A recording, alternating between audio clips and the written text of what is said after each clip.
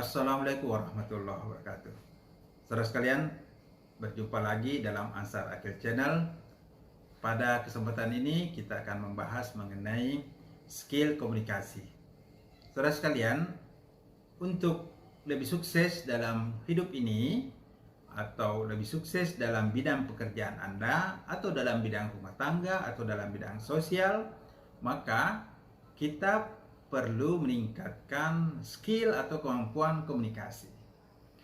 Skill komunikasi adalah satu keterampilan yang dimiliki oleh seseorang untuk mengungkapkan, mengekspresikan ide-ide, gagasan-gagasan atau keinginan-keinginannya kepada orang lain dengan bahasa yang tepat sehingga mudah mempengaruhi, mudah membentuk pikiran-pikiran audiens, pikiran-pikiran orang lain, sikap maupun perilaku orang lain dalam mendukung untuk tercapainya tujuan-tujuan yang kita inginkan, tujuan-tujuan yang diharapkan baik dalam lingkup personal, dalam lingkup keluarga, dalam lingkup organisasi, atau dalam lingkup sosial, bahkan bangsa dan negara. Jadi, komunikasi adalah prasyarat kehidupan yang merupakan kunci untuk meraih kesuksesan atau keberhasilan dalam bidang apapun. Oleh karena itu, orang-orang yang berhasil adalah orang-orang yang memiliki skill komunikasi yang hebat, memiliki kemampuan berbicara, kemampuan mempengaruhi diri sendiri, mempengaruhi orang lain untuk terwujudnya cita-cita yang kita inginkan, untuk terwujudnya hasil-hasil terbaik, untuk terwujudnya kesuksesan dan kebahagiaan kita bersama orang lain. Nah, saudara sekalian, apa yang dimaksud dengan komunikasi? Komunikasi tidak lain adalah proses pertukaran pesan yang dilakukan oleh seseorang atau sekelompok orang atau oleh organisasi, baik secara tatap muka, face to face, atau menggunakan media untuk mempengaruhi pikiran, sikap, dan perilaku audiens, pendengar, penonton, atau halayak sesuai dengan konteks situasi komunikasi untuk mencapai tujuan komunikator, tujuan komunikan, atau tujuan bersama. Oleh karena itu, komunikasi digunakan untuk mencapai tujuan-tujuan kita bersama orang lain pada semua bidang-bidang kehidupan. Nah, apa saja skill komunikasi yang perlu kita miliki? Yang pertama adalah kemampuan atau keterampilan berkomunikasi secara lisan atau komunikasi verbal menggunakan bahasa-bahasa lisan. Tentu kemampuan kita untuk berbicara secara langsung menggunakan bahasa lisan, bahasa oral, adalah kemampuan yang sangat penting yang perlu kita miliki. Karena dengan kemampuan kita berbicara, kita dapat mentransfer, kita akan mendistribusikan ide-ide, gagasan-gagasan kita kepada orang lain dengan lebih mudah dan lebih cepat.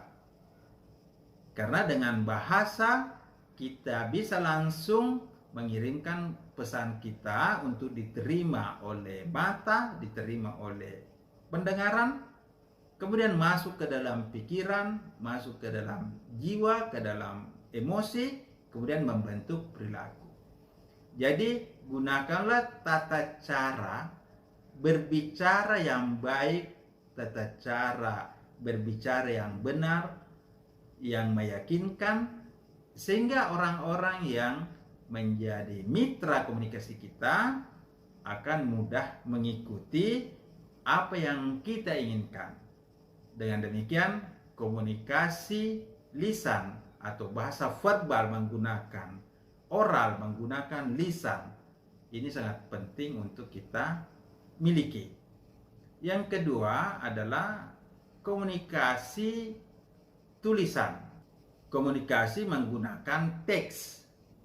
Dengan komunikasi menggunakan teks, maka kita bisa mengirimkan pesan-pesan kepada orang lain melalui media, baik itu media cetak maupun media elektronik atau melalui aplikasi pesan.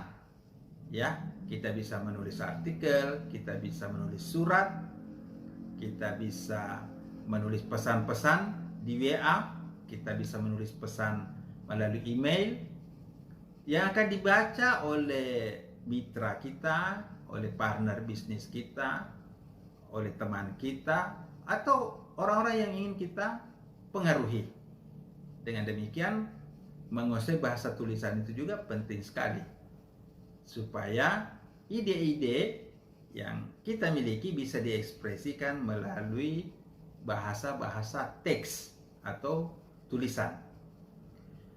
Nah, saudara sekalian, yang ketiga, skill komunikasi yang perlu kita miliki adalah kemampuan audiovisual. Bagaimana kita menyampaikan pesan-pesan secara audiovisual. Misalnya melalui suara dan gambar, melalui media elektronik, melalui perangkat-perangkat multimedia. Kita bisa menyampaikan pesan-pesan dalam bentuk audio. Ya. Misalnya rekaman-rekaman suara, ya, kita mengirim pesan kita melalui rekaman suara. Apakah itu melalui WA atau kita kirim melalui media sosial, ya. Rekaman itu bisa kita kirimkan melalui podcast, ya, misalnya di YouTube. Kemudian kita juga bisa mengirimkan pesan kita dengan bahasa visual, menggunakan video. Ya, ini yang paling hebat, ya, jika kita menyampaikan pesan menggunakan suara dan melalui gambar dengan audio visual. Ini satu skill yang sangat diperlukan saat ini, yaitu skill komunikasi audio visual, di mana kita menyampaikan pesan-pesan itu melalui bahasa multimedia, melalui bahasa elektronik. Disinilah kita belajar bagaimana menggunakan rekaman suara, bagaimana menggunakan rekaman video, ya, seperti ini. Kemudian kita distribusikan kepada halayak, kepada audiens. Nah, di sanalah nanti kita akan mempengaruhi audiens melalui berbagai media yang kita gunakan. Apalagi sekarang sudah zamannya media sosial, dan aplikasi media sosial itu banyak sekali, ya. Mulai dari Facebook, Instagram, ya, YouTube. Kemudian ada juga aplikasi pesan, ya, seperti WA, Telegram dan sebagainya. Itu semua bisa kita gunakan untuk meningkatkan dan menerapkan skill multimedia, skill bahasa audiovisual yang kita miliki. Kemudian yang keempat, skill komunikasi yang perlu kita miliki adalah body language, bahasa tubuh, bahasa nonverbal. Biasanya dalam berkomunikasi di tengah-tengah masyarakat, maka penampilan kita sangat menentukan kemampuan kita untuk mempengaruhi orang lain.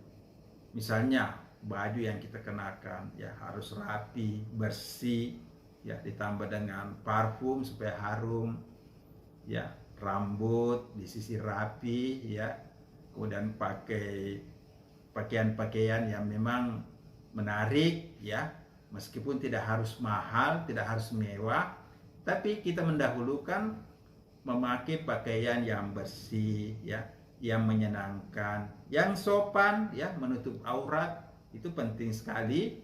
Kemudian kita memakai pakaian yang baik, yang menutup aurat, itu berarti kita menghargai orang lain. bukan hanya menghargai diri kita, tapi kita juga menghargai orang lain.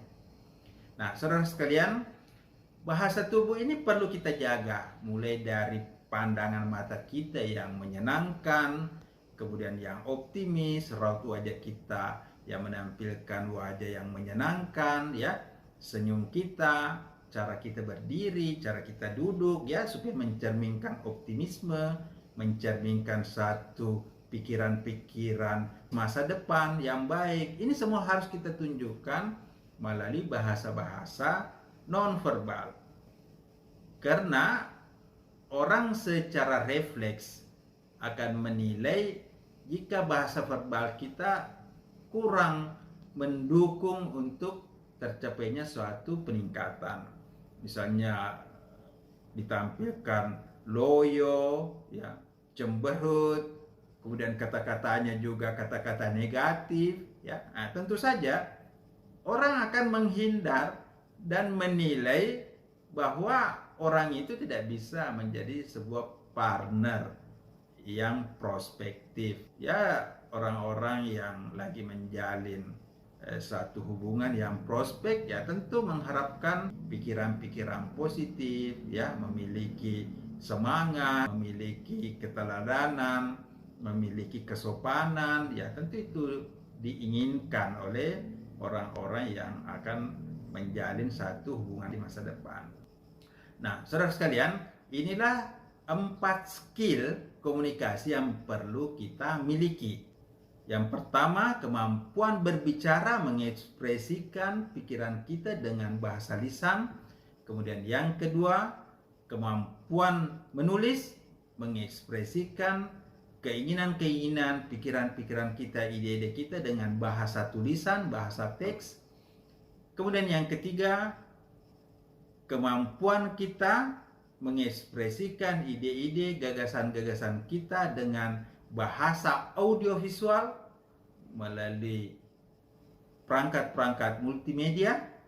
Dan yang keempat, kemampuan kita menjaga gestur, menjaga bahasa tubuh, body language, supaya tetap kita menampilkan satu kepribadian yang optimis, yang menyenangkan, yang sopan, sehingga orang lain akan menghargai kita dan menerima kita, baik sebagai partner, sebagai mitra di dalam bisnis, dalam keluarga, di dalam pergaulan sosial. Itu semua pasti diperlukan, pasti dibutuhkan skill komunikasi yang kita miliki.